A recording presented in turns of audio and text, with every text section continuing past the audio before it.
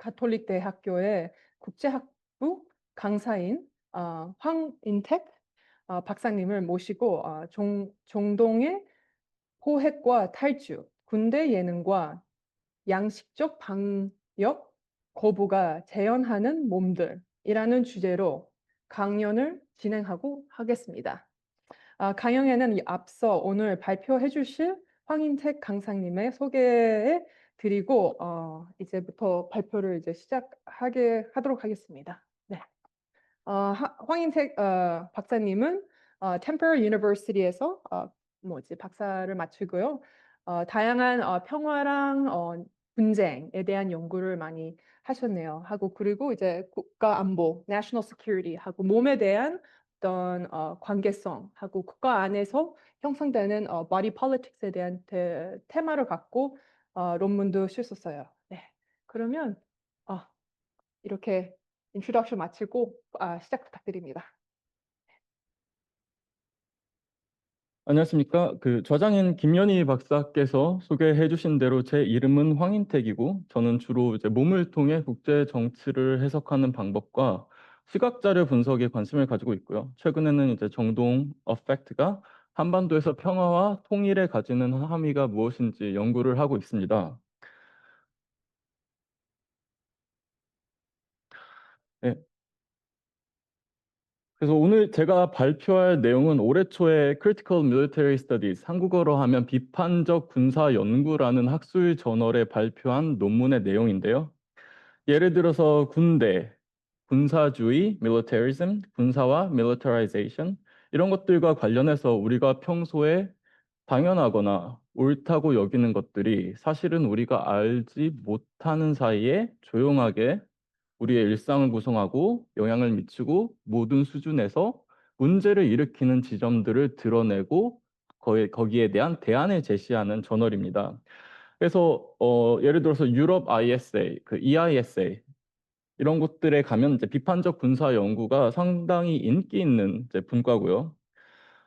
비판적 군사 연구라는 연구 분야는 예를 들자면 전쟁 기념관이나 기념행사가 전쟁, 남성성과 여성성, 이상적인 몸, 부상당한 몸 이런 것들을 어떻게 재현하는지 분석하거나 또는 군인이나 군가족의 기억, 트라우마, 정체성 이런 것들을 포스트 식민주의 또는 퀴어적 관점에서 분석하거나 또 예를 들어 전쟁에서 군인들이 소셜미디어를 어떻게 활용하는지 그리고 또는 장애를 가진 군인들이 어떻게 성애적으로 섹슈얼하게 재현되는지 이런 것들을 미학적으로 또는 젠더적 관점에서 분석하고 있습니다. 그리고 비판적 군사 연구는 이 개인적이고 사소하고 확실하지 않기 때문에 이렇게 그다지 중요해 보이지 않는 것들이 사실은 국가 정치 이런 것들에서 국제 정치에서 굉장히 중요한 의미가 있다. 이것이 심각한 진지한 정치 연구의 대상이다라는 걸 보여주려고 합니다. 그래서 이런 것들, 이 사소한 것들이 우리 개개인의 일상뿐 아니라 이 거시 정치적인 매크로폴리틱스한 것들에 가지는 의미가 무엇인지 보여주는 것이 비판적 군사 연구입니다. 그래서 제가 게재한 논문의 제목은 Effective Capture and Flight of Bodies, Fake Men and the Silk Letter라고 해서 한국어로는 몸들의 정동적 포획과 탈주, 가짜 사나이와 백서인데요. 그래서 이 논문이 무엇을 하려는 것인지 간단히 말씀드리자면 한국의 군사화에 대한 맥락에서 군사 예능 프로그램인 가짜 사나이와 양심적 병역 거부자가 제작한 영화 백서 이 백서가 각각 어떻게 다른 방식으로 신체를 재현하고 이 재현된 신체들이 서로 다른 정동적 효과를 발휘한다는 것, 이것을 이야기하고 있습니다. 또 제가 이 가짜 사나이에 주목하는 이유는 이 남성성과 폭력성을 강조하는 군인의 몸에 대한 재현이 이상적인 군인의 신체에 대한 상상력을 군사화하고 있기 때문이고요. 한편 이제 이 백서라는 굉장히 찾기 어려운 영화를 다루는 이유는 이 영화가 양심적 병역 거부자에 의해 제작되었을 뿐만 아니라 굉장히 수동적이고 모호하고 혼란스러워하는, 도대체 뭘 어쩌자는 건지 모르겠는 그런 신체를 재현하고 있기 때문입니다. 그래서 저는 이 백서가 가짜 사나이가 제시하는 이상적인 군사화되고 남성적인 신체에 대한 우리의 상상력, 정동적 포획 이런 것들에 도전할 수 있다고 보는데요. 우선 이제 가짜 사나이에 대해서 이야기를 해볼게요. 가짜 사나이를 비판적으로 인식하기 위해서 우리는 이제 군대가 문화, 사회, 우리의 일상과 어떻게 연결되어 있는지 봐야 됩니다. 그래서 기존의 연구에 의하면 군대와 미디어, 산업, 대중문화, 그리고 엔터테인먼트 산업이 서로 얽히면서 이 사회가 군사화되어 가는데요. 특히 이제 아프가니스탄 전쟁과 이라크 전쟁 이후에 전 세계적으로 군사 예능, military entertainment, 줄여서 밀리테인먼트라고 하는 사람들도 있어요. 이 군사 예능이 점점 더 리얼리티 쇼 형식이 되어 갑니다. 그래서 시청자들이 이 리얼리티 쇼를 통해서 군대와 전쟁에 대해서 더 몰입하게 되고 시청자들이 자신을 군인들과 더 동일시하게 되고 사회 전반적으로 보면 이 민간인들의 정체성을 더 군사화하는 결과를 낳게 됩니다. 그래서 한국의 경우에 1949년부터 남성 징병제를 시행해 왔는데요. 한국에서도 텔레비전으로 송출되는 군사 예능은 이미 30년 넘게 존재해 왔습니다. 그래서 옛날에 그 이제 뽀빠이 이상용 아저씨가 진행하던 우정우 무대, 그리고 이제 청춘 신고합니다. 이런 프로그램들이 있었는데요. 기존의 연구에 의하면 텔레비전 군사 예능은 군사화된 남성성과 그와 남성성과 연관된 여성성 이 두 가지를 함께 형성해 왔고 동시에 남성 징병제를 정당화해 오는 효과가 있었어요. 근데 특히 2010년대 이후에는 우리가 이제 스마트폰을 더 활용하게 되고 유튜브, 인스타그램, 틱톡 이런 이제 개인 채널, 개인 미디어가 대중화되었죠. 그렇게 함으로써 군사 예능이 시청자 몰입을 더욱 강화하게 되는데요.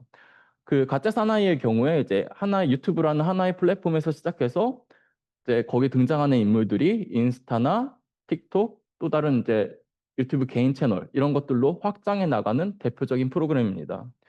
그래서 가짜 사나이는 이제 UDT 체험 훈련을 제공하는 한국의 민간 군사 기업 무사트와 운동 콘텐츠를 전문으로 하는 유튜브 채널 피지컬 갤러리.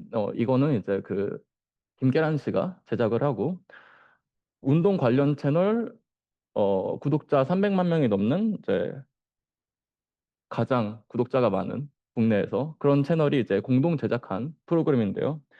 가짜 사나이에는 이제 유튜브 셀럽들이 이 그 군특수부대 UDT의 훈련 과정을 직접 경험하는 콘텐츠입니다. 그래서 가짜 사나이 이전에 이제 그 MBC에서 진짜 사나이라는 프로그램이 굉장히 인기를 끌었는데요.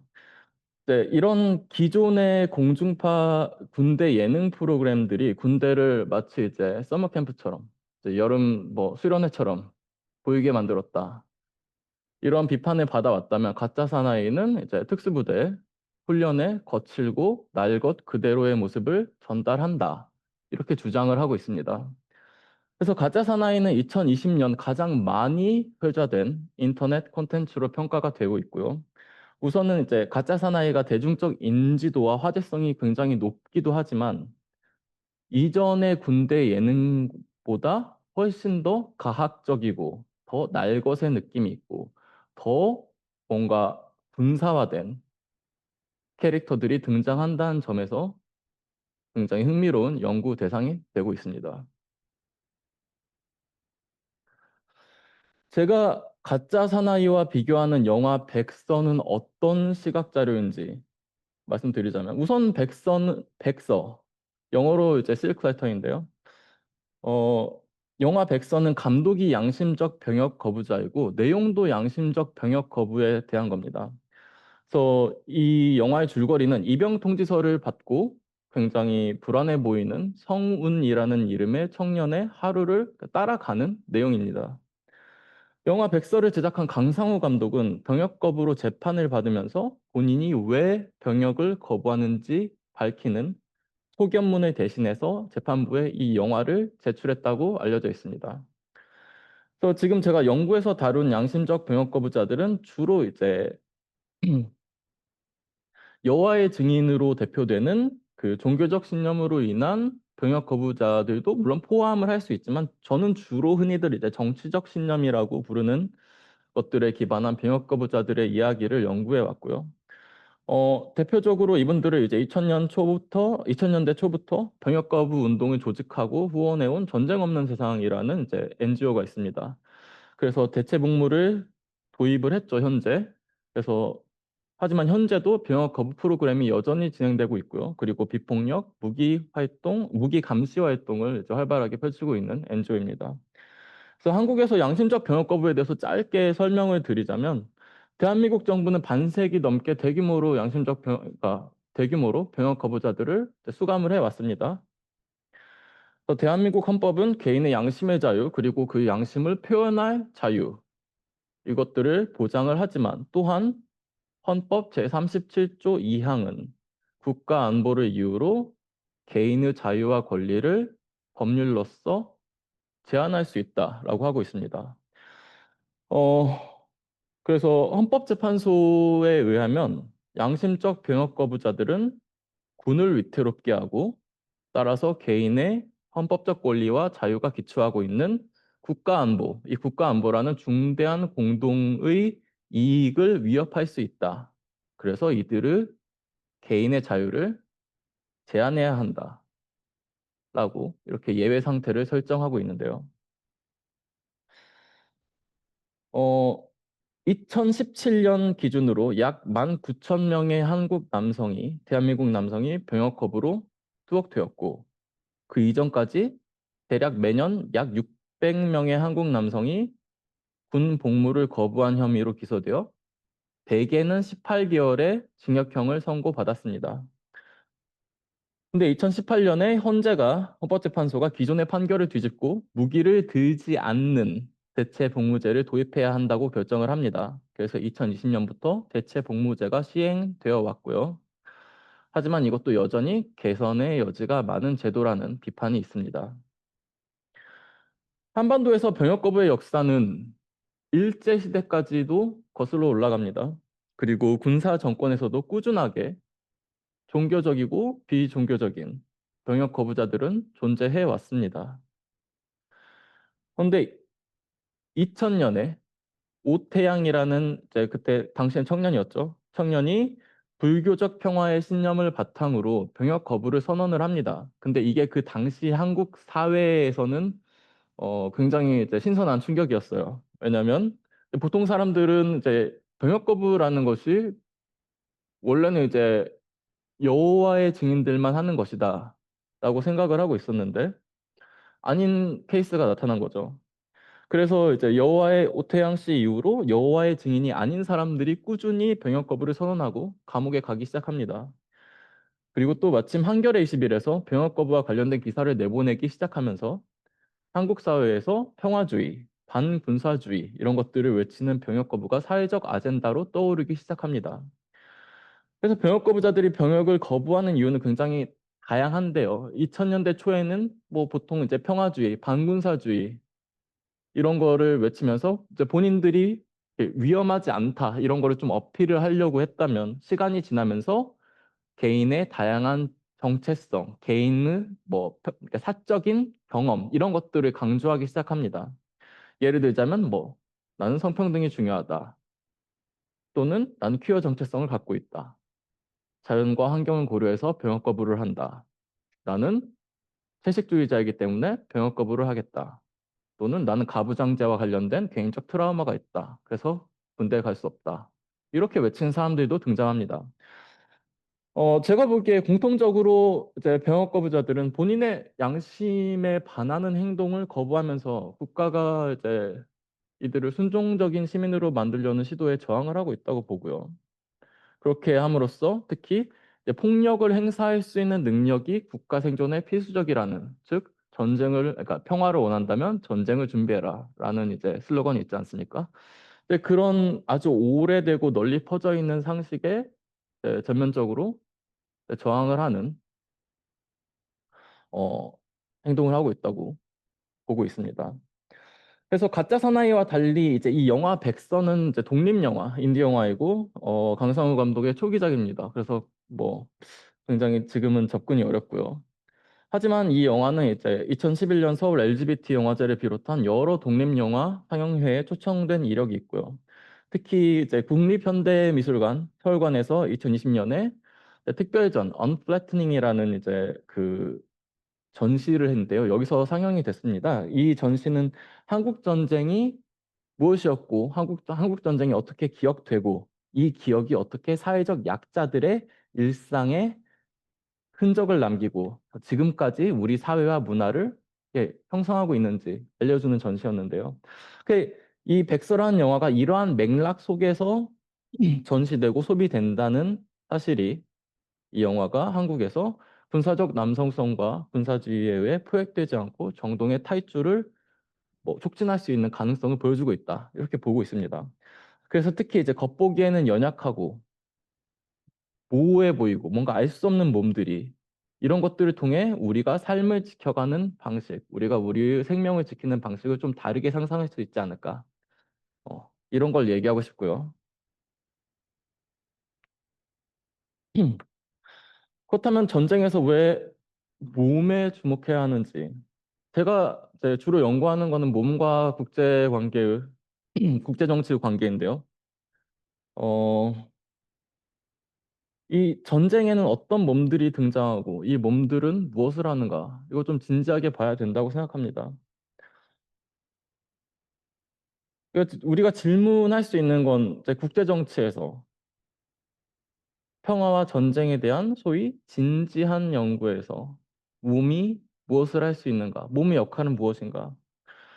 어, 가장 중요하고 가장 가깝고 가장 확실하지만 그러니까 내가 고통을 느끼면 그 고통은 가장 이제 개인적인 거잖아요. 나만 느끼는 거고요. 그래서 가장 내밀하고 고통은 가장 확실한 것이고 하지만 대개는 무시당하는 것이 몸입니다.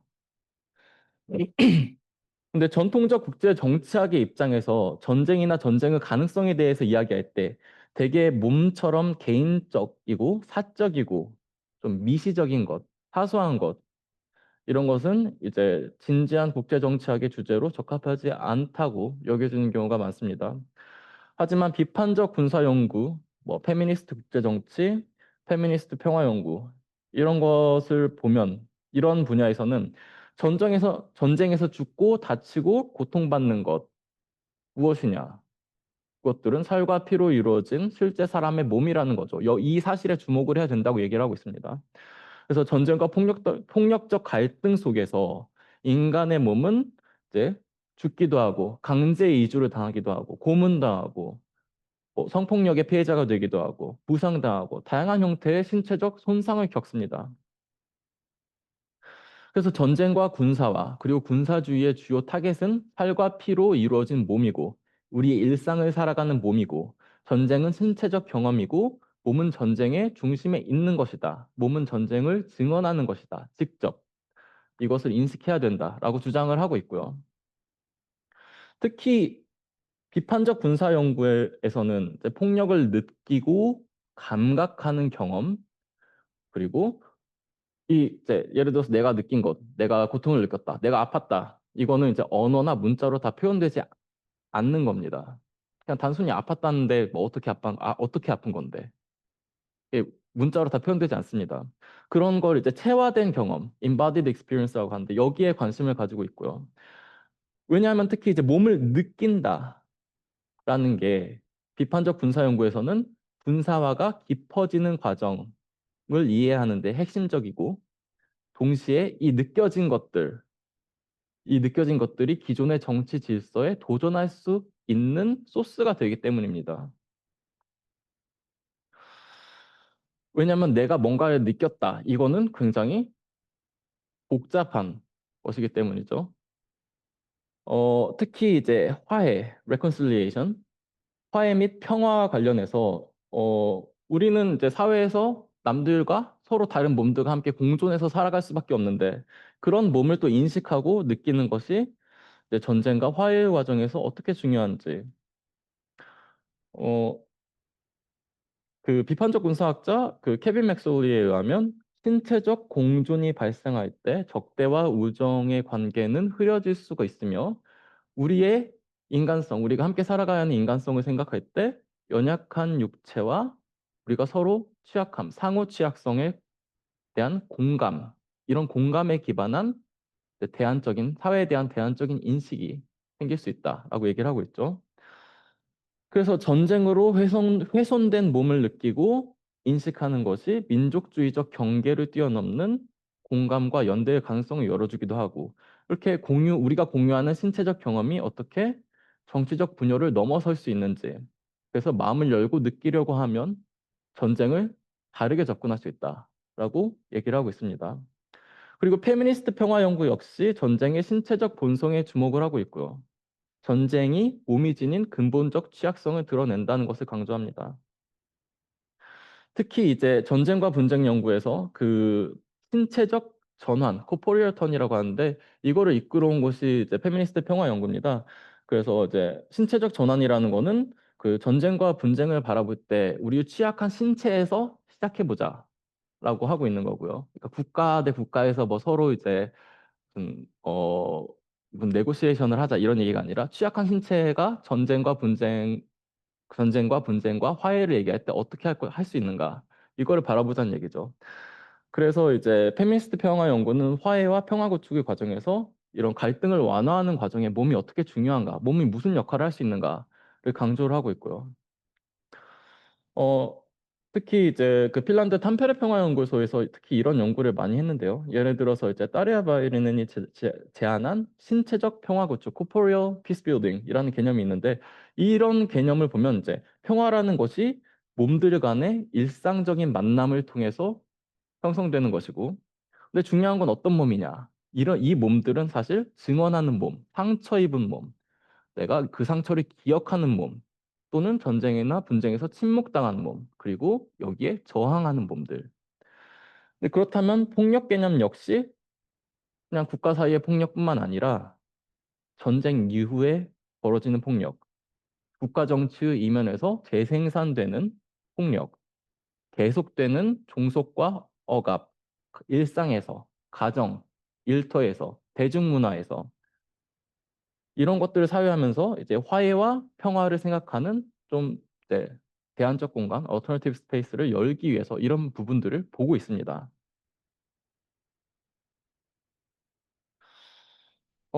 그래서 몸의 경험, 몸으로 느낀 것, 이런 것들에 주목할 때 드러나는 몸의 잠재력이 바로 정동이라고 할 수 있는데요.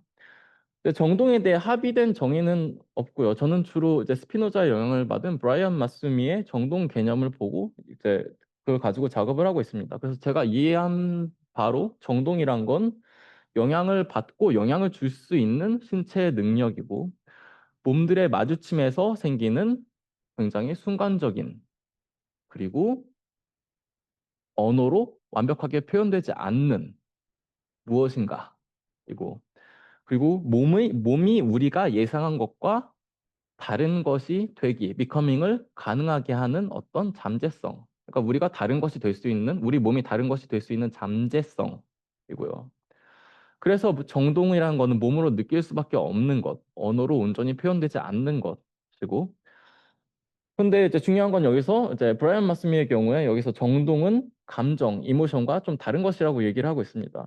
이제 감정은 정동과 다르게 느껴진 경험을 언어로 표현한 또는 정제한, 프로세스한 것이라고 얘기하고 있습니다. 또 정동과 정치의 관계에 대해서 간단히 말씀드리자면 이제 전통적인 정치에서는 주로 우리는 이제 토론, 비판, 뭐 담론, 그리고 우리는 뭐 이제 굉장히 뭐라고 해야 될까요? 리즈너블한 이성에 대한 호소를 통해서 상대방을 설득하려고 하죠. 그리고 이제 전통적인 정치는 또 이제 이데올로기, 우리 정체성이 무엇인가 이런 차원에서 작동하는데 정동 정치의 경우에는 주로 신체의 경험, 사람들이 무엇을 느끼게 할 것인가, 사람들로 하여금 세계를 느끼고 그 안에서 움직이게 만드는, 사람들에게 영향을 주고받는 능력, 이런 것들에 관여함으로써 작동하는 게 정동 정치인 겁니다. 그래서 정동 정치는 논쟁에서 내가 이제 뭐 100분 토론에 나가서 이겼다, 이겨야 된다, 이게 아니라 우리가 상황을 느끼는, 우리가 어떤 상황이 어떻게 돌아가는지, 이 분위기, 이런 걸, 또는 흐름, 이런 걸 느끼는 것, 우리가 무엇을 할 수 있을까, 이런 잠재력, 이런 걸 전환시키는 데 관한 것이고, 예를 들어서 뭐 아랍의 봄이나 아니면 이제 그 오큐파이 월 스트리트 이런 이제 운동에 관련된 걸 보면은 이제 사람들이 잔뜩 모여가지고 있을 때 어떤 그런 느껴지는 어떤 에너지 같은 게 있습니다. 그런 걸 보면 이제 정동 정치를 조금 더 이제 쉽게 이해하실 수 있을 것 같고요. 그렇게 따지고 보면 우리가 생각하는 정치의 많은 부분은 정동 정치인 겁니다. 그래서 정치는 사실 사람들의 강렬한 감정을 붙잡아내고 정리하고 거기에 의미를 부여하거나 어떤 우리가 느낀 것을 개념화하려고 합니다. 네가 사실 느낀 건 이거야. 넌 이걸 할 수 있어. 그래서 특정 담론이나 정체성을 강화하거나 아니면 좀 혼란스럽게 하거나 이런 게 정동 정치의 목표고요. 그런데 또 한편으로 보면 이 어펙트 정동에는 그런 정치적 통제에서 벗어나거나 저항할 가능성이 항상 있다는 겁니다. 왜냐하면 정동은 이제 몸의 만남에서 그냥 피어오르는 건데 이 몸이라는 건 항상 어떻게 보면 이제 우리를 항상 배신하는 것, 우리의 예상에서 벗어나는 것이지 않습니까?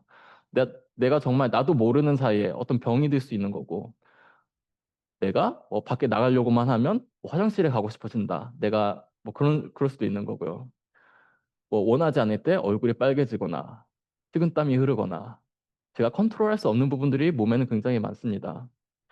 그래서 몸이라는 거는 우리가 이제 개념화할 수 있는 것, 우리의 뭐 이론, 이런 것보다 가장 먼저 본능적이고 굉장히 직접적인 차원에 있는 것이고, 정동은 거기에서 피어오르는 것. 그렇기 때문에 항상 어딘가로 도망갈 수 있는, 항상 뭔가, 이거 아닌 것 같은데? 라는 얘기를 할 수 있게 해주는 거라는 겁니다. 그래서 논문에서 저는 이제 한국 사회의 군사주의가 정동을 포획하는 방식, 그리고 우리 몸이 느끼는 정동, 이 정동이 이런 것들에 저항할 수 있는 방식, 이 두 가지를 같이 보려고 합니다. 우선 정동의 포획부터 이야기를 해보겠는데, 예를 들어서 이제 전쟁이나 재난 이런 것들은 굉장히 강렬한 체험입니다. 그래서 이런 것들을 겪은 이후에는 되게 굉장히 혼란스러운 느낌만 남게 되죠. 이거다라고 얘기할 수 없습니다. 그런데 시간이 흐르면서 사람들은 이것을 이제 추상화하고 개념화해서 이제 어떤 이야기로 깔끔하게 정리를 하려고 합니다. 그래서 처음에는 이제 개인마다 다른 복잡한 느낌을 갖지만 결국에는 특정한 담론, 정체성, 감정 이런 걸로 이제 모이게 되는 거죠. 그래서 이제 예를 들어서 전쟁에서 뭐 내가 부상당한 몸, 전사한 몸 이런 것들을 마주한다는 것은 굉장히 감각적이고 혼란스러운 경험인데 이런 몸들은 전쟁에 대해서 뭐 내가 누구 편이든 간에 굉장히 복잡한 느낌과 생각을 하게 만듭니다. 모든 역량을 총동원해야 하는 국가의 입장에서는 굉장히 이런 잠재력, 이건 굉장히 불온한 거죠. 디스터빙한 거죠. 그래서 이런 정동을 포획하고 통제하기 위해서 영웅적인 군인의 이미지, 영웅적인 군인의 이야기, 이런 것들을 내세우게 되는 거고요. 하지만 아까도 말씀드렸듯이 우리가 항상 몸을 컨트롤하려고 하지만 몸은 항상 우리의 컨트롤을 벗어나는 것이고 몸이 느낀 것, 정동은 혼란스럽고 확정할 수 없고 고정되지 않고 전염되기도 하고 내가 느낀 게 나만 느낀 게 아니라 널리 퍼지기도 하기 때문에 그래서 마수미에 따르면 정동이 특정한 감정이나 어떤 국가적 담론으로 포획되고 뭔가 환원된다라고 할지라도 이 포획의 순간에는 뭔가가 빠져나간 겁니다. 즉, 기존에 존재하는 우리에게 익숙한 카테고리들로 완전히 흡수될 수 없는 뭔가가 항상 존재한다. 늘 발생한다. 그런 것들이. 그래서 저는 이 움직임을 정동의 탈주라고 부릅니다.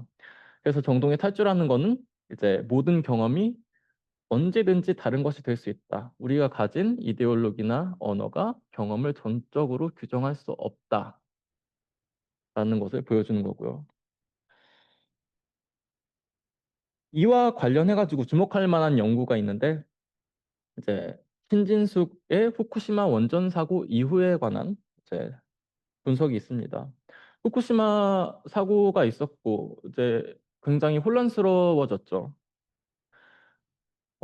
충격과 두려움, 혼란 여기에 대해서 이제 제대로 이해를 할 수가 없었지만 시간이 지나면서 뭐 힘내라 일본, 먹어서 응원하자 이런 것들을 하기 시작했죠.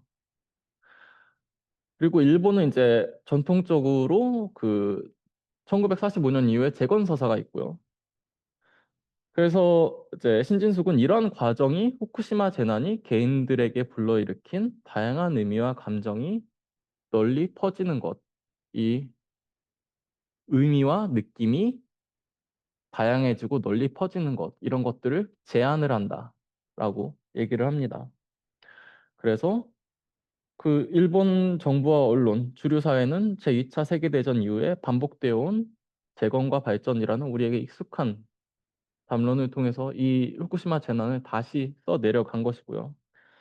그럼에도 불구하고 도저히 표현될 수 없는 것, irrepresentable한 것, 이런 것들은 여전히 남아서 뭔가 불분명한 잡음처럼 계속 이어졌다는 거죠. 예를 들어서 방사능으로 인해 주민들이 급히 떠난 후쿠시마의 버려진 공간을 담은 사진을 봤을 때 이럴 때 약간 언어로서 완벽하게 설명할 수 없는 어떤 찝찝함이 계속 발생한다는 겁니다. 그래서 이것들이 우리가 사태를 이해하고 무슨 일이 일어났는지 이해하고 정리를 하려는 시도를 계속 따라다니면서 괴롭힌다는 거죠. 그래서 이런 사진을 봤을 때 그리고 피난민들의 목소리를 통해 후쿠시마를 이해하려고 할 때 약간 멀리서 들리지만 분명히 존재하는 약간 잡음처럼 어떤 우울한 감각 이런 것들이 후쿠시마에 계속 남아있다라고 지적을 합니다. 그래서 이런 것들, 이런 잡음, 이런 것들은 주로 이제 우리가 느낄 수밖에 없는 거죠. 감각적으로만 드러나는 거죠. 이런 것들을 외면하지 않고 주의 깊게 바라보고 이런 것들을 언어로 정리해버리려고 하지 않고 이런 태도 자체가 정동을 붙잡아서 즉 포획해서 통제하려는 시도에 대한 저항이라는 겁니다. 그래서 이제 양심적 병역 거부자들의 활동을 고려해서 음, 특히 이제 백서가 재현하는 몸의 정동에 저는 이제 주목을 하고 있고요. 근데 정동에 주목을 한다는 건 즉 그 몸이 나에게 어떤 영향을 미쳤냐 이거를 이제 생각을 해보는 것이고요. 그래서 제 연구의 경우는 이제 연구는 재현적 연구, 이렇게 representative research라고 하는데 이제 영화 백서가 재현하는 몸의 정동은 무엇이고 무엇을 하고 있고 가짜 사나이가 재현하는 몸들은 어떻게 군사화를 체현하나 저렇게 느낀 이유는 무엇일까? 뭐 확답은 못하지만 이러저러한 문화 사회적 요소가 있다. 이런 점에서 이제 재현적 연구의 요소가 있고요. 또 좀 비재현적, non representative, 비재현적 연구의 요소가 있습니다. 그러니까 제가 일부러 이 두 가지를 나란히 놓고 본다는 거죠. 그래서 영화 백서가 재현하는 몸의 정동이 가짜 사나이가 재현하는 군사화에 어떻게 저항할 수 있는가 일부러 그렇게 만들어 놓고 본다는 겁니다.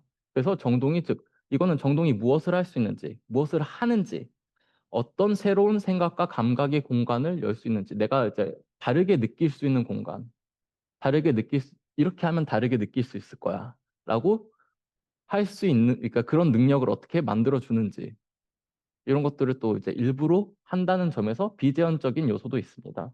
그래서 이제 정동적인 것을 연구한다는 거는 이제 정동은 특히 나에게 영향을 미친 것, 내가 느낀 것, 언어로 표현하고 전달하기 어려운 것이지 않습니까? 그래서 이거는 이제 옳은가 틀린가 를 하기가 어렵습니다. 왜냐하면 내가 느낀 것은 옳다 틀리다의 그 대상이 되기 어렵지 않습니까? 그래서 대신에 느낀 이유는 무엇인가? 확답은 못하지만 이렇게 이런 이유 때문에 느꼈을 것이다. 느낀 것이 무엇을 하는가? 또는 무엇을 할 수 있는가? 이것을 관찰하고 사유해 보겠다는 겁니다. 또 정동은 곱씹어봐야 하는 겁니다. 애정을 가지고 시간을 들여서 좀 이제 다시 계속해서 생각을 해봐야 되는 건데, 예전에는 이제 사건에서 벌어지는 그 신선한 정동을 내가 그 자리에서 포착을 해가지고 느껴서 기록을 해야 된다. 이런 생각이 있었어요. 근데 글로 쓰면, 생각을 해보면 글로 쓰면 이미 정동이 아닌 거죠. 그래서 정동이라는 거는 어떤 특정할 수 있는 에너지, 이런 게 아니라 무엇을 하는, 영향을 주는 것이고, 그래서 결국 내가 할 수 있는 거는 이 마주침이 나에게 어떤 영향을 미쳤나, 이것을 시간을 두고 계속해서 생각을 하는 게 중요하다고 봅니다. 그래서 어떤 마주침은 일생을 두고 영향을 미친다고 볼 수 있고요. 그래서 특히 이제 비판적 군사 연구 역시 경험을 깊이 생각해 보는 것을 강조하고 있습니다. 그래서 영화 백서의 경우에 제가 영화를 보면서 주요 장면에서 이제 무슨 일이 벌어지고 내가 무엇을 느꼈는지, 내가 어떤 영향을 받았는지 이런 적은 노트를 만들었고 이것을 자료로 삼아서 정동의 포획에 대항하는 정동의 탈주를 이야기하려고 합니다.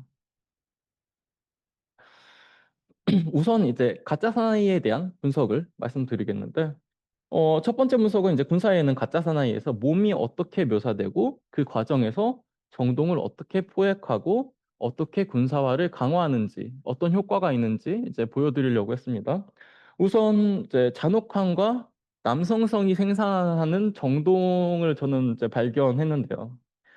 여기서 이제 유튜버 지원자들은 이제 근육질의 UDT 출신 교관들로부터 굉장히 이제 어이없이 터무니없이 가혹한 훈련을 강요받습니다. 왜냐하면 이제 가짜 사나이는 이제 진짜 사나이의 보여주기식 이제 연출에 이제 대항하는 프로그램이기 때문에요. 그래서 예를 들어서 이제 어떤 출연자는 이제 물 공포증이 있는데 이제 바닷물 속에 억지로 오래 들어가 있으라고 이제 강요를 받습니다. 그러면서 막 침을 흘리고 막 몸을 벌벌 떨더니 기절하기까지 하고 이 과정을 여과 없이 계속 보여줍니다. 근데 중요한 건 이제 가짜 사나이에서 보여주는 이 잔혹함이라는 거는 여전히 이제 연출된 거라는 거죠. 그래서 기호의 영역, plane of signification, 이제 의미화의 영역 이런 거에서 우리는 시청자로서 이게 사전에 합의된 연출이라는 걸 알고 있습니다. 뭐 죽일 수는 없잖아요, 출연자를. 근데 정동의 영역에서 plane of effect에서 굉장히 이 잔혹함, 이 날것, 이 몸이 느낀 것, 이건 진짜인 거죠. 진짜처럼 느끼는 거죠. 왜냐하면 이제 중요한 건 시청자들이 이 잔혹함을 동조하고 지지하기도 한다는 겁니다. 왜냐? 이 정동을 포획해서 이것이 옳다, 이것이 좋은 것이다 라고 여기게 만드는 군사화의 개념, 역사, 문화 이런 것들이 있다는 거죠. 그래서 예를 들어서 어, 한편에는 압도적인 체력, 막 수건으로 사람들을 죽일 수 있어요. 막 그런 아니면 정신력 이런 거를 보여주는 UDT 출신 교관들이 있고 다른 한편으로는 이제 체력이 부족하고 나약하고 게으르고 이제 몸이 좋지 않은 여러 면에서 열등한 관심병사, 영어로 이제 버디퍼커라고 하는데 이런 이제 유튜버 출신 지원자들이 있습니다. 굉장히 익숙한 구도죠. 이거 그냥 익숙한 이야기예요. 이런 거는 말하자면 이제 남성화된 것, 뭔가 여성화된 것이라고 볼 수도 있겠고요. 그래서 이제 가짜 사나이는 이 지원자들이 육체적 고통을 통해 또 이제 정신을 차릴 수 있도록 갱생, 리해빌리테이션이라고 하죠. 갱생하는 프로젝트이기도 합니다. 그래서 한국 사회는 과거 이제 독재 시절에 삼천교육대, 형제복지원 이런 것들이 있었죠. 이게 불황인 수용시설이라고 했는데요. 어, 불황인들이라는 건 이제 되게 일이 없는 사람, 무직자, 구걸하는 사람들, 이런 사람들이었죠. 그래서 사회 기준에 거슬리는 사람들에게 가해지는 폭력이었습니다. 그리고 특히 이제 오늘날 신자유주의적 경쟁 속에서 각자가 자기 자신을 단련해서 살아남아야 한다. 우리가 유용한 인적 자원으로 거듭나야 한다. 우리가 팔려야 한다. 한마디로 얘기해서. 이런 자기계발 담론이 있죠.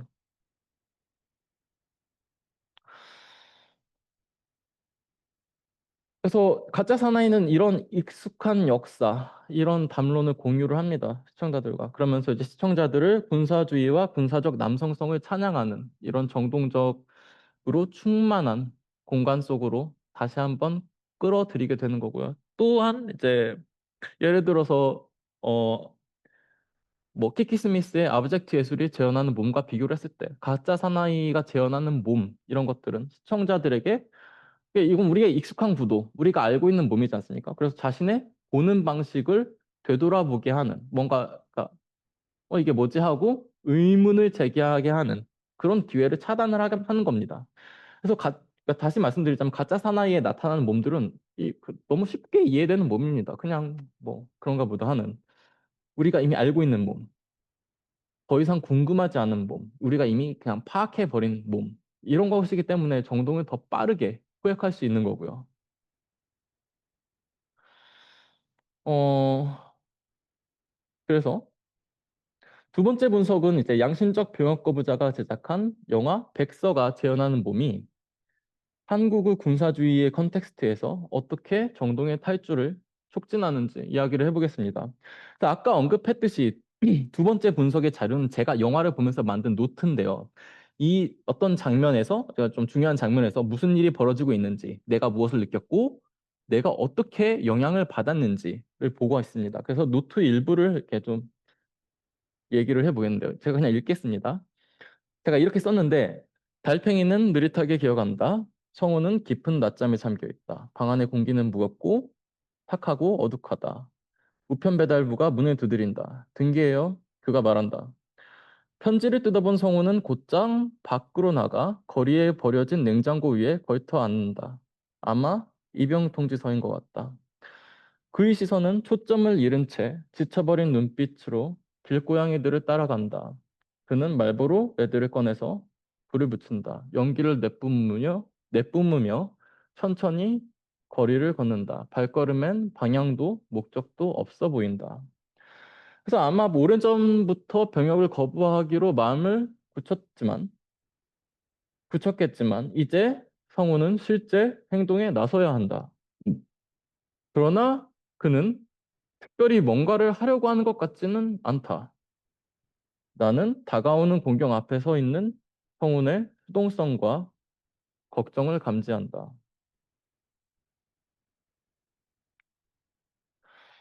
성운은 거리로 걸어 나온다. 출처를 알 수 없는 소음이, 도시의 소음이 공기를 가득 채운다. 그의 얼굴은 무표정하지만 그 속에 깃든 분노를 읽어내기란 어렵지 않다. 종이 인형처럼 가냘픈 몸이 도시의 혼잡 속에서 이리저리 흔들린다. 그는 계속 걸음을 옮긴다. 주황빛과 푸른빛이 뒤섞인 저녁 속으로 숨이 가빠오고 알아들을 수 없는 중얼거림이 입술 사이를 흘러나온다. 내가 또렷하게 들은 것은 단지 이 한마디뿐이었다. 축구 못한다고 또 팰 거잖아. 앉아있으면 호모인 거야? 그 중얼거림은 아마 학창시절의 기억과 관련됐겠지. 혹은 군대 가면 억지로 축구를 해야 한다는 두려움 때문인 것 같다. 그래서 감사합니다.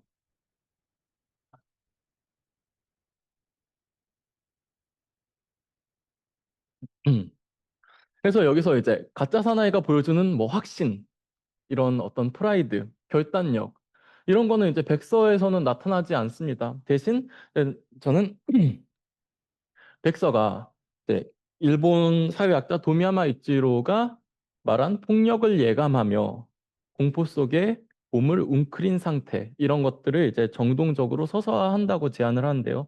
이 폭력을 예감하며 공포 속에 몸을 웅크린 상태 이거는 이제 곧 내 옆, 살해된 시신 옆에 서서 곧 내 차례가 이제 오는 거예요. 이 내 차례가 올 것을 직감하며 식은땀을 흘리는 상태라고 합니다. 그래서 도미야마는 이 개념을 원래 20세기 초 일본에서 일본 본토에서 거주하던 이제 조선인들과 그 오키나와인들이 그 매일매일 이제 그 노출되었던 이제 폭력, 위험 이런 거를 이제 설명하기 위해서 제시를 했고요. 백서에서 이제 성우는 감옥행을 기꺼이 택한 사람의 무슨 확고한 결심, 뭐 의지, 내가 감옥에 가겠어, 내 신념을 지키기 위해서 이런 거를 드러내지 않습니다. 오히려 이제 기소, 재판, 감옥 이렇게 이런 이제 이걸로 이어질 일련의 폭력 이걸 예감하면서 불안과 공포 속에서 방황하는 몸을 보여주는데요. 그럼 이제 그게 제가 보기에는 이런 웅크림의 감각을 한층 심화시키는 거죠. 그래서 도미야마 이치로는 식은 땀을 흘리면서 떠는 몸이 비겁해 보일 수 있지만 사실 비겁한 몸은 상처에 대한 상상으로 넘쳐난다라고 지적을 합니다. 그리고 공포 속에 웅크리고 도망치고 변절하거나 침묵하는 자, 결국 모든 사람은 결국 비겁한 몸을 지닌 것이 아닌가라고 얘기를 합니다. 따라서 이제 도미야마는 비겁한 자의 비겁함을 비난하기보다 오히려 그 웅크림, 몸의 웅크림에 주목을 해야 된다라고 주장을 하는데요.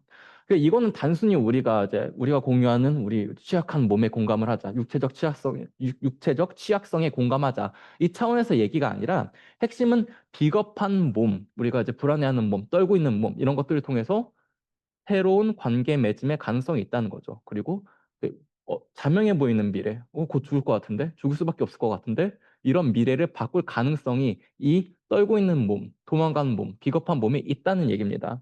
그래서 도미야마 이치로는 사회를 구성하는 가장 중요한 잠재력은 사실 상처를 입거나 타인을 해하는 것에 대한 두려움. 근데 군대 갔다 오신 남자분들 총을 쏴보신 분들은 이제 그런 경험이 있을 수 있는데 총을 처음 받으면 약간 이걸로 사람을 죽인다고? 약간 이런 생각이 듭니다, 처음에. 약간 이런 두려움.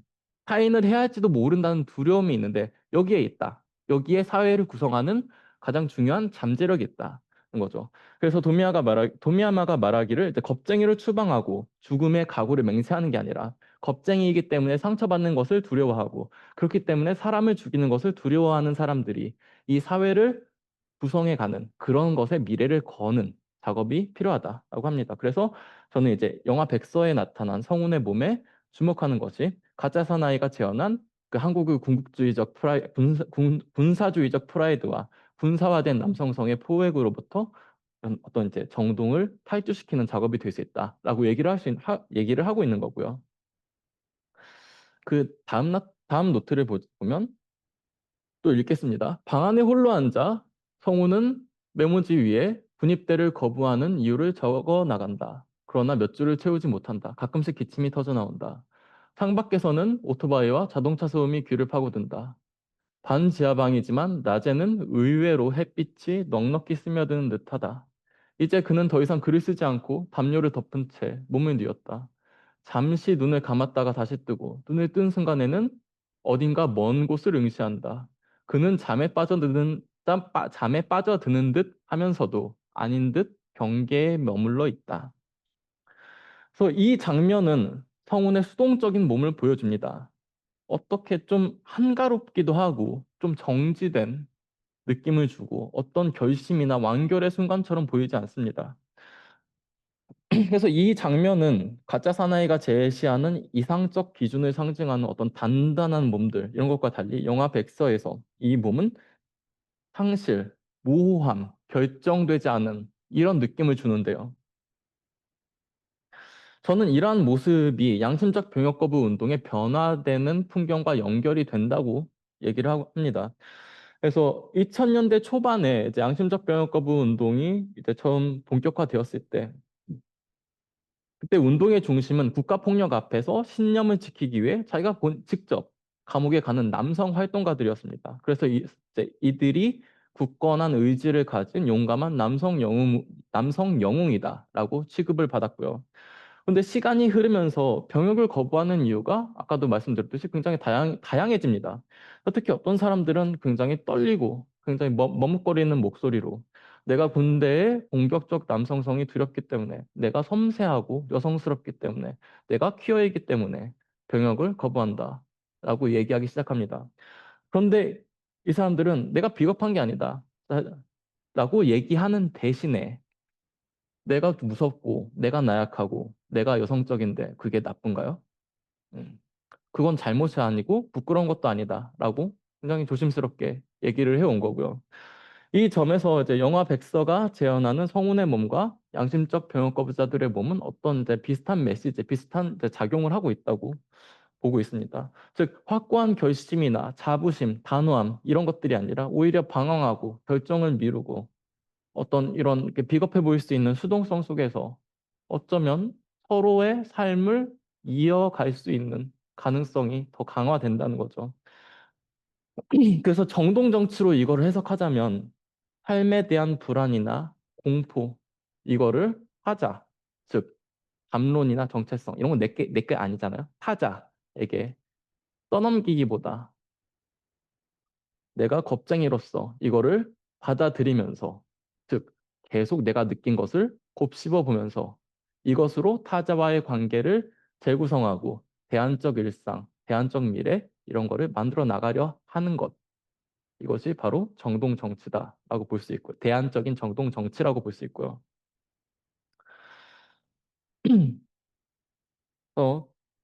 어, 결론적으로 이제 정리를 하자면 가짜 사나이가 재현하는 몸은 시청자들을 군사주의를 찬양하는 정통적 공간 속으로 포획하는 거고요.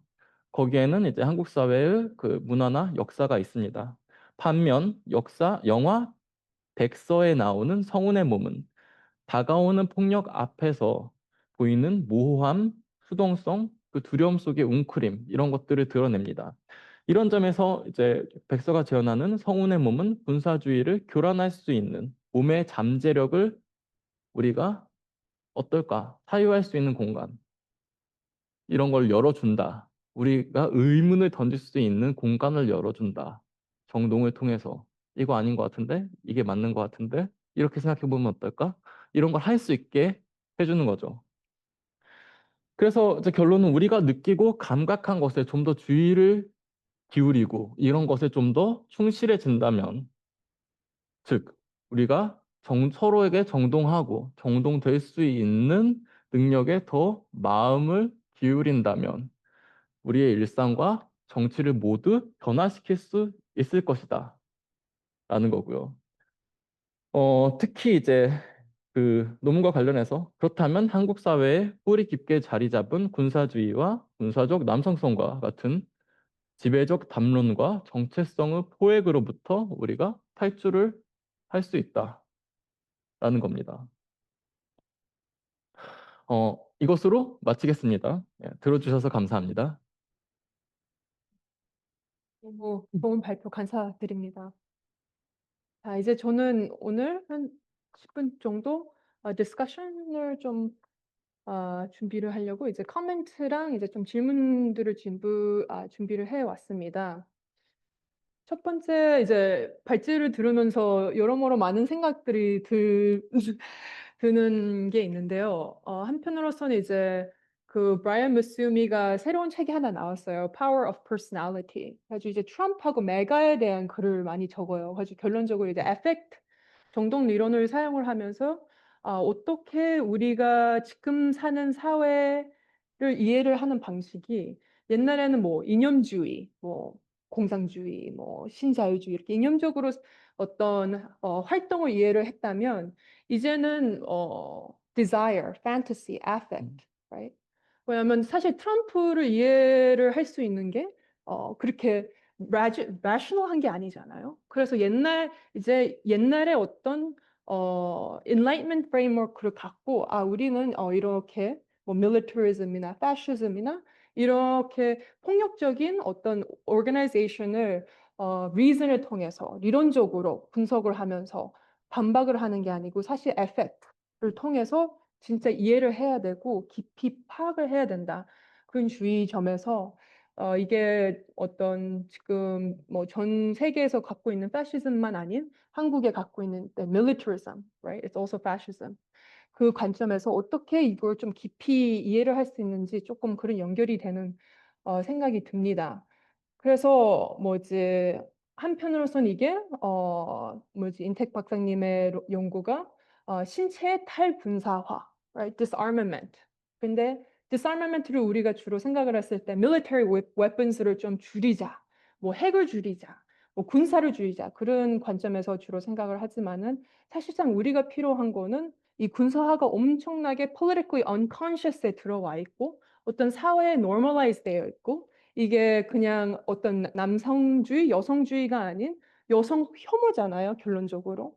여성 혐오가 바탕이 되어 있는 뭐지? 하고 호모포비아, 게이 and LGBTQ에 대한 혐오가 바탕이 된 게 사실 militarism하고 masculinity랑 연결이 되어 있는 관점에서 이게 참 많은 스케일들이 들어가 있어요. 그래서 한편에서 이제 탈군사화, 몸에서 탈군사하라는 거는 이제 진짜 이론적으로 여성을 어떻게 혐오를 무의식적으로 reproducing을 하고 있고 게이에 대한 혐오를 어떻게 무의식적으로 이 masculinity construction 안에서 형성되는 거에 대한 좀 그거를 좀 질문을 던지는 것 같다는 생각이 들었어요. 그래서 뭐 텍스트 안에서는 directly you did not say 이렇게 뭐 이게 misogyny 여성 혐오, 호모포비아에 대한 건 아니지만 그게 바탕이 있는 것 같다는 생각이 들었습니다.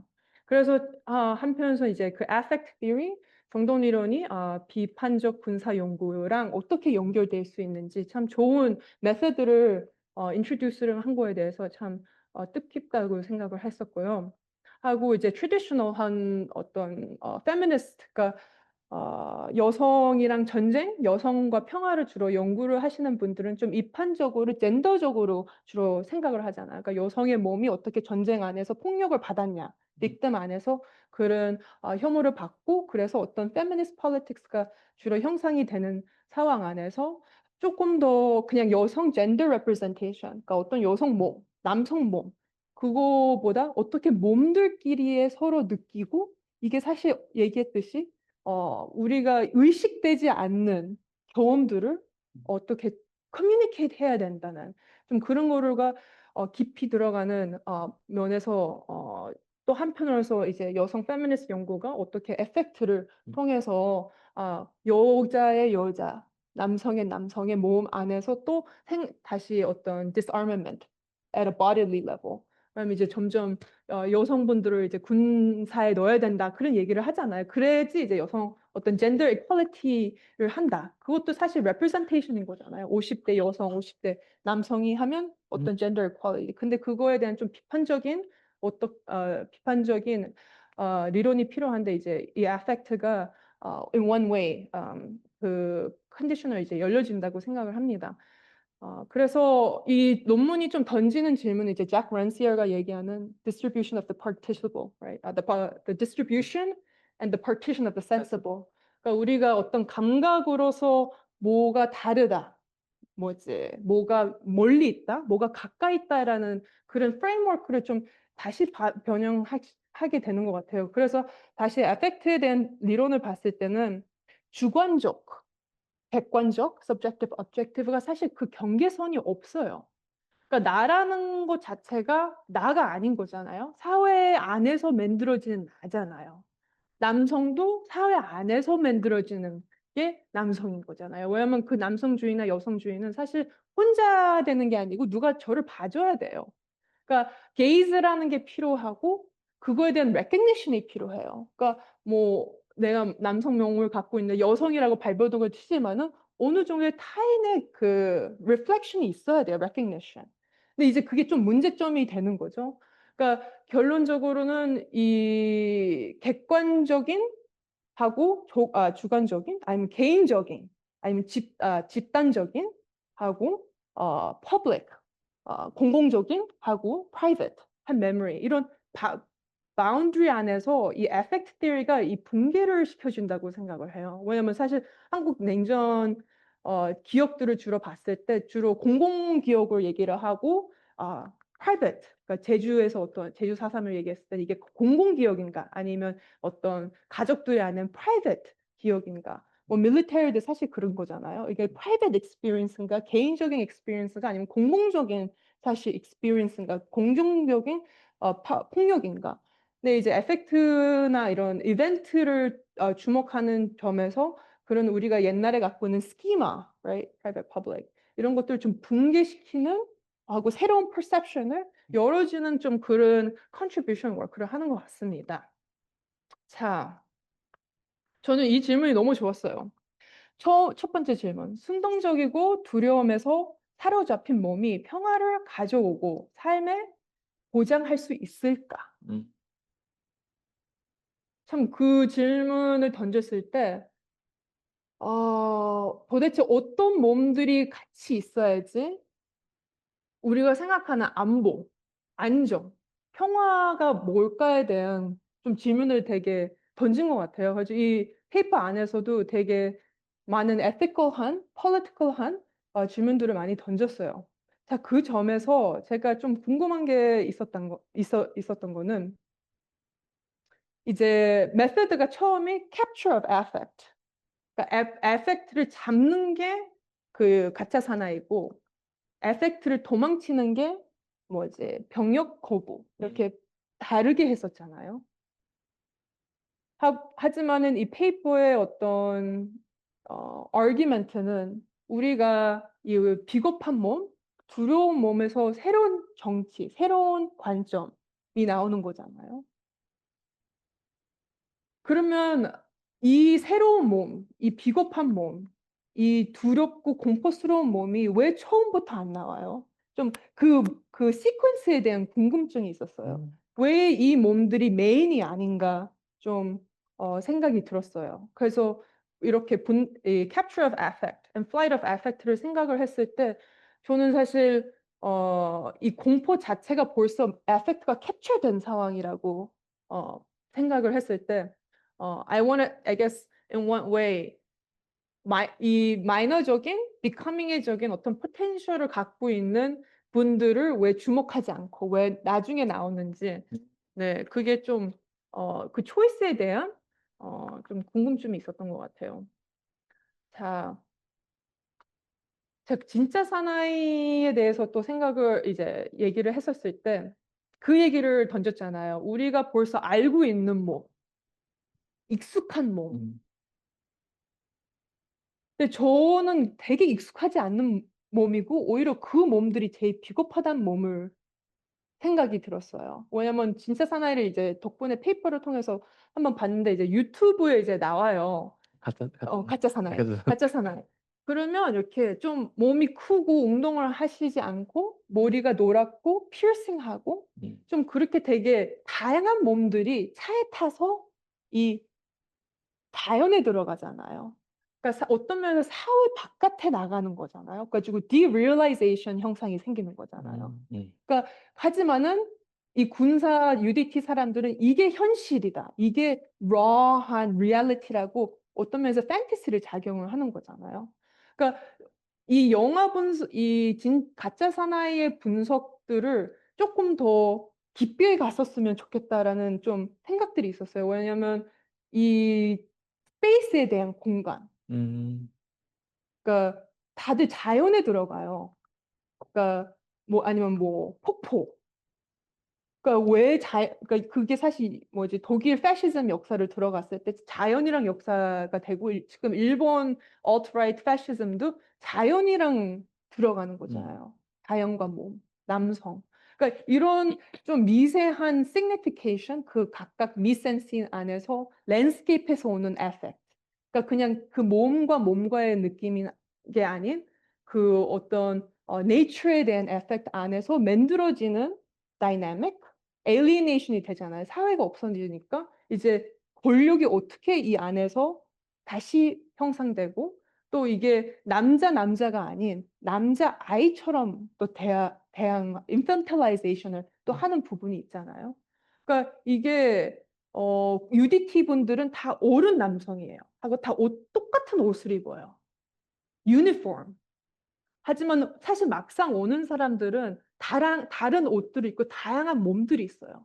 그러니까 결론적으로는 다양성을 하나를 만드는 거잖아요. 그게 패셔니즘이잖아요. 그러니까 그런 에스테틱적인 면도 있는 것 같아요. 그러니까 왜 내 몸을 이렇게 만들어야 된다. 그러니까 이런 좀 미세한 관계성에서 나오는 패시즘이 조금 더 underline은 이제 바탕이 들어가 있지만은 그런 것들이 조금 더 바탕이 됐었던 그런 좀 포인트들, 디테일들을 생각을 했던 것 같아요. 그러니까 참 진짜 가짜 사나이가 얘기하는 건 남자들은 평등하지가 않다.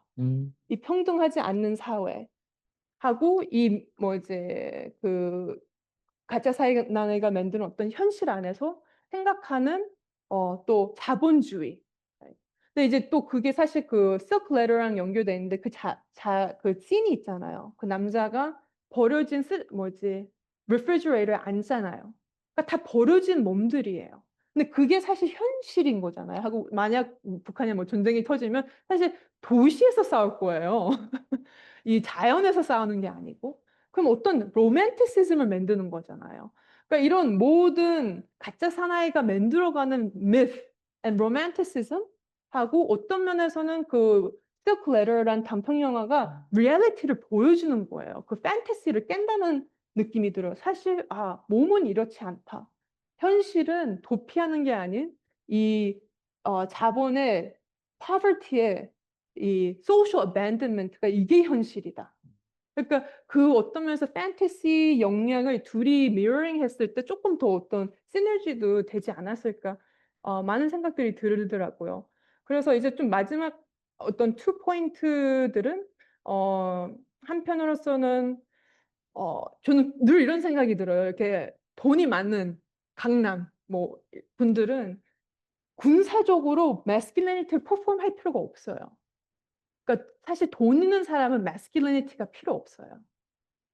그러니까 이분들은 사실 lower class 안에서 나오는 어떤 클래스에 의해서 만들어진 masculinity and militarism이 조금 형성이 되어 있는 점이 있다고 생각해요. 그래서 dictatorship, military dictatorship, 이제 박정희 때의 어떤 body랑 지금 post dictatorship, 이 지금 자본주의 상황 안에서 만들어지는 또 militarism 좀 다르지 않나 하고 그거에 대한 좀 구분이 있었으면 그거에 대해서 좀 어떻게 생각하시는지. 왜냐면 저는 딱 봤을 때 이게 class relation이라고 봤어요. 아주 basically class bodies, right? 어, 그게 또 마지막 코멘트였던 것 같습니다. 근데 너무 잘 읽고 많은 생각들이 들었습니다. 네, 감사합니다. 그러면 이제 그 김윤혜 박사님 좋은 코멘트를 해주시고 좋은 질문을 해줘서 정말 감사드립니다. 말씀해주신 대로 이제 질문해주신 것 중에 이제 그 비겁하고 모호한 몸이 왜 처음부터 나오지 않았나? 그거가 왜 아예 처음부터 그걸로 이제 중심으로 잡고 페이퍼를 썼어도 좋았을 것 같다. 그렇게 말씀하셨는데 뭐 거기에 당연히 이제 동의를 하고요. 그런데 이제 일부러 이제 가짜 사나이에 나타나는 몸, 이게 그 정동의 포획과 정동의 탈주를 이제 일부러 대비를 시켜서 그 이제 페이퍼를 이제 그 스트럭처한 이유는 그렇게 함으로써 오히려 더 이제 정동이 어떻게 작용하는지 capture effect, flight effect 이거를 이제 잘 보여줄 수 있다고 생각을 해요. 왜냐하면 처음부터 그냥 flight effect만 이렇게 쭉 얘기를 하면은 사람들이 이거는 뭔가라고 생각할 수도 있는 거고, 근데 이게 있는데 이것과 항상 대비되는 무엇이 있다라고 이제 얘기를 함으로써 뭔가 또 효과를 좀 더 극대화시킬 수 있지 않을까 이렇게 생각을 했고요. 그다음 내가 이제 미세한 관계성에서 나오는 파시즘? 약간 이런 것. 남자들은 평등하지 않다. 평등하지 않은 사회, 그러니까 가짜 사나이가 보여주는 이제 남성성들, 이것이 이제 평등하지 않은 남성성들, 평등하지 않은 사회, 이거를 이제 재현하고 있는 것이라고 하신 말씀에 굉장히 동의를 하고 있고요. 만약 거기에 뭔가를 좀 더 더한다면, 이 두 번째 이 얘기를 이제 강남 사람들은 마스큘리니티를 퍼폼할 필요가 없다. 이것과 또 연결시켜서 얘기를 할 수 있는 것 같아요. 어떻게 보면은 특히 이제 자본주의 상황에서 나타나는 마스큘리니티의 차이를 얘기하자면, 그런데 또 이제 보면은 이것도 하나의 내가 이제 페이지한 하나의 이야기인 것 같고, 또 보면은 이제 가난한 남성성들 사이에서도 굉장히 다양한 차이가 또 있잖아요. 그래서 또 그렇게 들어가 보면 또 하나의 또 다른 이제 페이퍼가 나올 수준으로 굉장히 복잡해진다고 봅니다. 그래서 어쨌든 이렇게 굉장히 이제 좋은 말씀을 해줘서 감사하고요.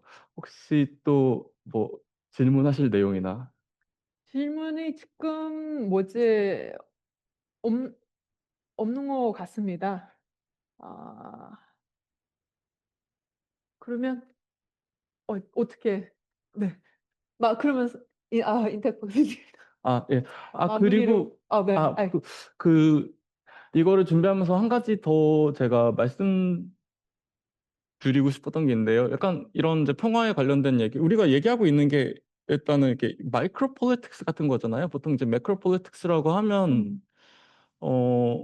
국가가 무엇을 하는가, 어떤 제도, 정책, 법안 이런 거에 대한 이제 얘기를 하고 있고 이런 게 굉장히 중요하다고 생각을 하고 있고 이렇게 뭐 정동, 뭐 남성성, 여성성 이런 거 얘기하면 이거는 이제 좀 이제 정치학에서 주로 다루지 않는 이제 주제다, 중요하지 좀 심각하지 않은 주제다라고 얘기를 하는 이제 인식을 하는 경향이 또 많이 있는데 그거에 대해서 이제 좀 뭔가 전 또 얘기를 또 하고 싶었어요. 그래가지고 보면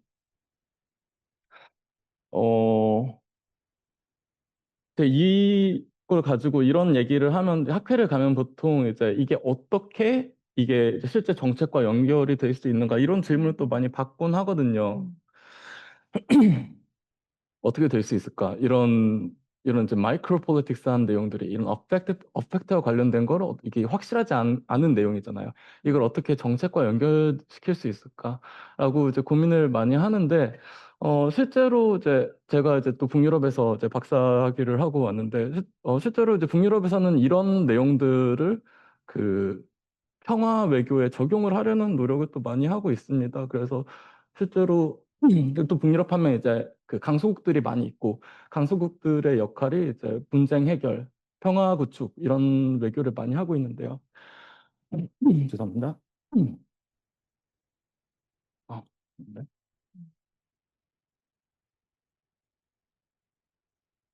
특히 이제 핀란드나 이제 노르웨이, 덴마크, 스웨덴 같은 경우에 어, 이 나라들이 많이 깨달은 게 2000년대를 전후해서 깨달은 게 이전에 이제 제3세기에서 많은 분쟁들이 있었고 많은 사람들이 죽었고 학살당하고 그래서 이제 이 나라들이 개입을 해가지고 이제 그 네고시에이션, 뭐 세틀먼트 이런 걸 해가지고 평화를 만들었습니다. 그런데 문제는 이 평화 조약들이 대개는 5년 이내로 50% 이상의 평화 조약들이 5년 이내로 그냥 무너진다는 거였죠. 가지고 이 나라들이 생각한 게, 이게 국가 단위에서 뭔가 이제 평화에 대한 얘기를 한다. 국가 단위에서 뭐 조약을 맺는다. 이게 그닥 효과적이지 않다는 생각을 하게 됐습니다. 그래서 직접적으로 우리가 이제 그 나라들이 해야 될 게 무엇이냐라고 생각하는 게 이제 역사에 대한 인식, 특히 정체성, 문화 이런 것들을 뭐 바꾸는 수준까지는 아니더라도 좀 개입을 해서 이걸 좀 덜 폭력적인 방식으로 덜 폭력적인 갈등으로 변화시켜야 한다는 이제 갈등 전환의 이제 관점을 직접 정책에 적용을 하기 시작했고요. 그래서 실제로 이제 뭐 분쟁이 있는 지금 2010년대 이후로는 이제 직접 분쟁이 있는 나라들에 가가지고 이제 사람들 간의 대화를 촉진하면서 그리고 이제 특히 여성들, 그리고 청년들을 이런 대화에 참여를 시키면서 사, 이거를 그리고 또 단기간에 뭔가 이제 내가 평화 조약을 맺겠다 하고 끝내는 프로젝트가 아니라 10년, 20년, 30년을 바라보는 프로젝트로 접근을 하면서 이제 평화 구축을 하려는 노력을 하고 있는데요. 여기에 이제 정통 정치를 생각해 보면 충분히 이게 적용이 되는 내용이라고 볼 수 있습니다. 왜냐하면 대화를 한다는 것 자체가 우리가 몸이 만나서 서로 이제 어떤 공감을 하고 몸의 취약성에 대해서 서로 인식을 하고 공감을 하는 내용이기 때문에 이제 하지만 그러면 확실한 게 없음에도 불구하고 뭔가 보이지 않는 변화를 아래로부터 만들어낼 수 있는 우리 일상으로부터 만들어낼 수 있는 과정이다라고 할 수 있습니다. 그래서 이제 이게 어떻게 이 정동 정치가 어떻게 실제 정책에 적용되느냐라고 이제 물어보신다면 그렇게 될 수도 있겠다라고 네, 말씀을 드리고 싶네요. 제가 이제 이런 내용. 네. 아니 근데 뭐 이제 한 마디 더 간단히 더 붙이게 되면 이게 되게 현실적인 문제라고 생각해요. 특히 젊은 청년들이 이제 북한에 대해서 음, 체험하고 관심이 없는 게 사실 겨우 몸의 형상이라도 생각해. 그냥 not knowledge, not just knowledge, right? 네, 그러니까 분단이라는 게 되게 뿌리 깊게 어떤 몸의 무의식에 박혀 있는데 이제 점점 다양한 이런 컨텐츠나 experience pedagogy나 어떤 workshop or 어떤 시츄에이션을 만들어 가지고 자꾸 에펙트를 통해서 이거를 계속 꺼내 놔야 되고 이 꺼내 나오는 상황 안에서 어떻게 이 분쟁 갈등, 다름 갈등하고 점점 그런 컨디션을 만들어 놔야 된다고 생각해요. 그래서 그런 부분에서 이게 사실 pedagogically도 하지만은 저는 되게 existential한 지금 딱 이 현대 분단 상황에 맞춘 어떤 전략이라고도 생각이 듭니다. 네. 어. 그래서 요번 이제 프로젝트 이제 여기 발표 오신 분들 너무 감사하고 뭐 이제 인텍 박사님도 너무 수고하셨고 오늘은 여기까지 이제 마무리 마치겠습니다. 네, 감사합니다.